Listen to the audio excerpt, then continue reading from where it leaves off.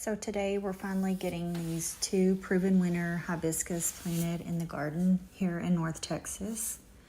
So I went with the white chiffon and the lavender chiffon, and I've been excited to see these in the ground and how they'll do.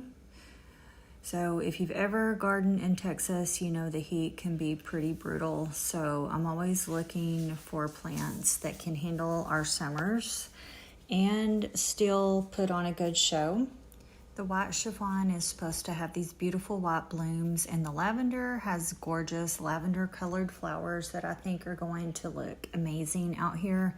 We started by digging our holes and getting everything ready before carefully taking the plants out of their pots.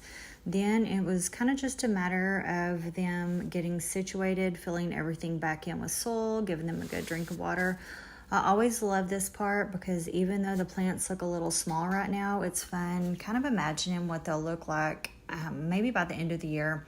One of the things I like most about these varieties is that they're supposed to attract pollinators, so hopefully the bees and butterflies will be stopping by soon. For now, all we can do is just keep them watered, help them get established, and let nature do its thing. So I'm really looking forward to see how these white chiffon and the lavender chiffon hibiscus are going to handle this Texas heat around here that is no joke.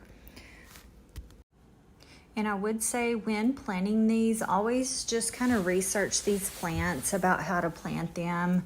I always tend to follow the instructions with these, especially if you're putting them in the ground and you're wanting them to stick around and do best.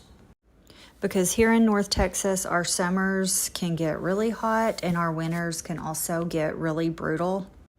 And after researching these two varieties, they are heat tolerant and cold tolerant, which is definitely a plus.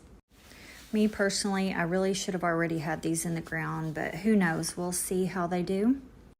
And I might be just a little bit crazy planting these right before a North Texas summer, but I think it will add a great pop of color for my little cottage area that I'm actually wanting here.